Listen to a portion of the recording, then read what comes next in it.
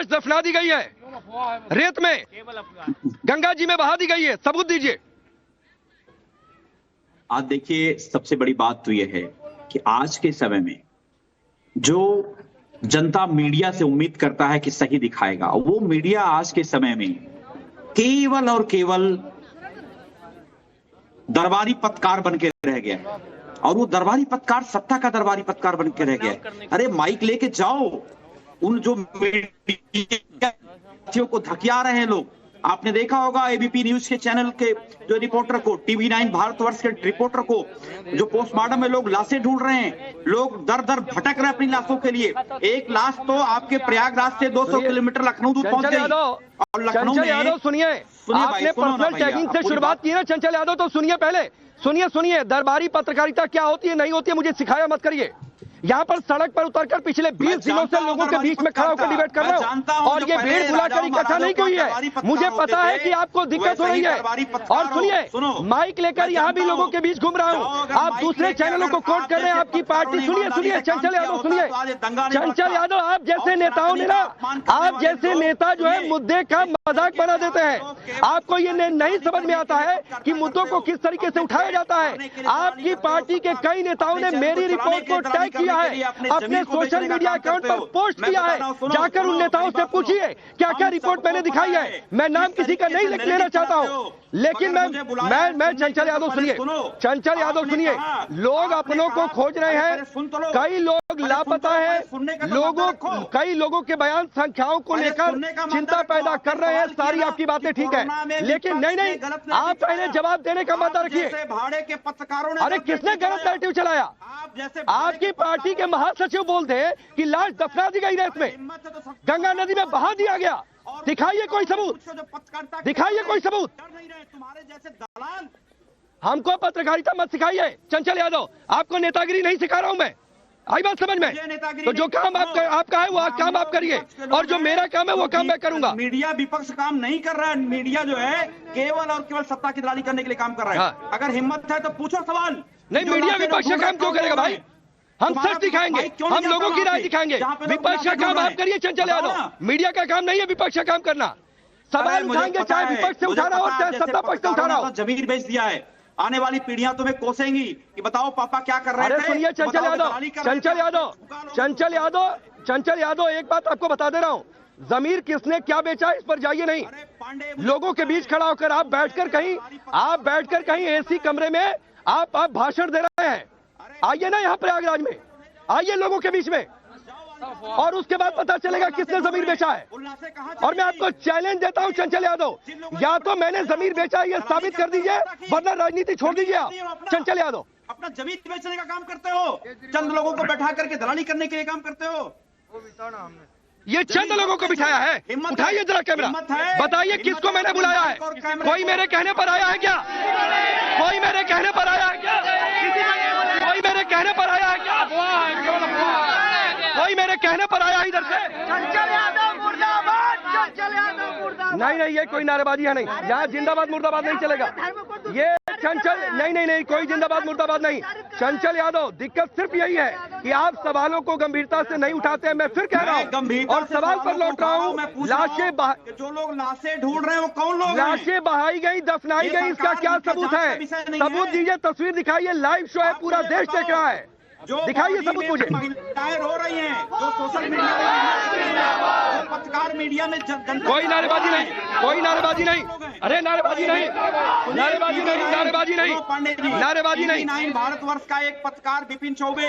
अरे सुनिए चंचल यादव, आप जिस चैनल का नाम ले रहे हैं वहां पर बैठिएगा, उसको कोट करिएगा।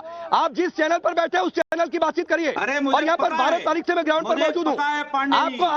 आपको नहीं कर पा रहे हो, विपक्ष भी आपकी लड़ाई लड़ रहा है। अरे मुझे किसी चंचल यादव से सर्टिफिकेट की जरूरत नहीं है। आप साबित करिए भाई, आप प्रदूषण ही साबित करिए। चलिए आप प्रदूषण साबित करिए चंचल यादव। जैसे लोगों को संगम पर गंगा का जल प्रदूषित है चंचल यादव, आप प्रदूषण साबित करिए। मैं आपको चैलेंज देता हूँ इस शो में। ये सब कोई जानता है। हिम्मत तो सवाल पूछ लो। अरे चंचल यादव लगा के पूछो कितनी गायब हुई हैं। और चंचल यादव चलिए, आप गंगा अरे में एक बात बहा सवाल दी गई तो पता से लाशें, पूछ लो। दफना ये दी बताओ गई, मत त्रिपाठी सबूत जी, दीजिए। कुल्हाड़ आप से ढूंढने प्रदूषण वाले साबित कौन करिए लोग ना, हैं?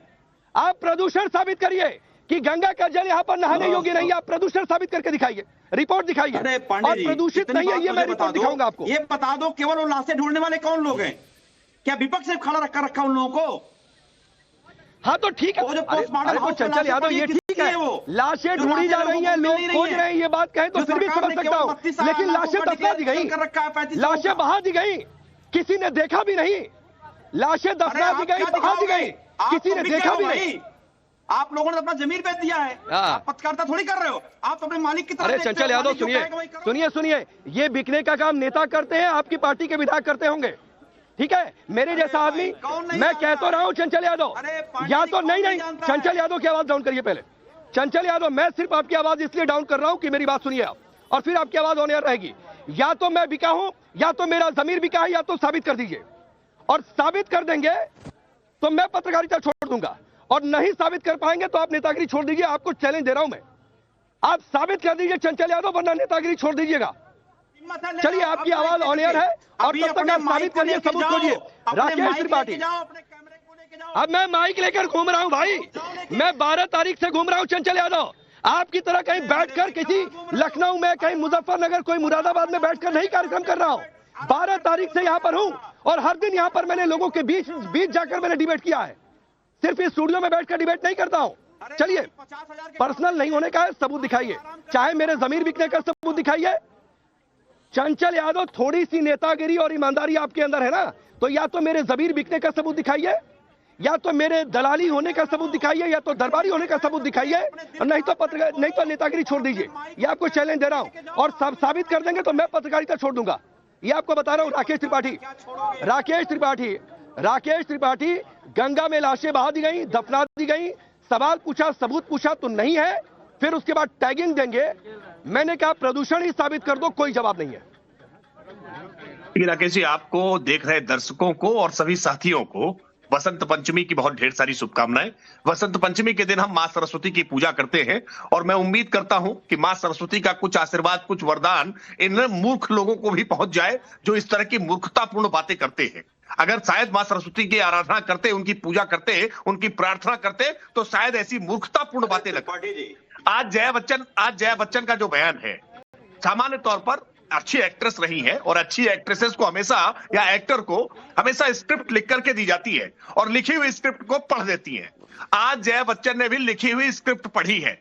मैं जया बच्चन का इसमें ज्यादा दोष नहीं मानता, उस सोच का दोष मानता हूं, जो सोच ये मानती है कि सनातन को अपमानित करो, हिंदुओं को ह्यूमिलिएट करो, उनके आस्था पर चोट करने का काम करो, और जो हिंदू एकता प्रचंड खड़ी हो रही है, इस प्रचंड हिंदू एकता को जातियों में विभाजित कर दो, इनको तोड़ दो, और कैसे वोट बैंक के आधार पर अपना अनुगामी बना लो, अपने पीछे चलने वाला पिछड़ग्गू बना लो। लेकिन ऐसा होने वाला नहीं है।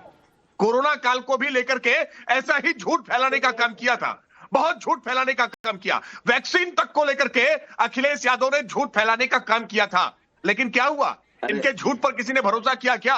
कोरोना के बाद हुए चुनावों में भारतीय जनता पार्टी को प्रचंड विजय मिली है। इसलिए, और आपने तो लोकतंत्र का तकाजा रखते हुए राकेश जी, सबसे पहला अवसर प्रतिपक्ष को दिया। आपने समाजवादी पार्टी के जो नेता बैठे हैं, सबसे पहला अवसर उनको दिया बोलने के लिए, लेकिन समाजवादी पार्टी के नेता ने एक भी लाइन कॉन्क्रीट नहीं कह सकी। वो दूसरों के आधार पर केवल आरोप प्रत्यारोप करने का काम कर रहे हैं। आप एक राजनीतिक दल हैं, उत्तर प्रदेश में सत्ता चला चुके हैं, देश में तीसरे नंबर का दल अपने आप को कहते हैं, और आपके पास कहने के पीछे ना कोई आधार है, ना कोई तथ्य है, ना कोई तर्क है, ना कोई साक्ष्य है। आप गैर जिम्मेदाराना तरीके से आकर के जो मन में आएगा, जो मुंह में आएगा, आप बोल देंगे। लोकतंत्र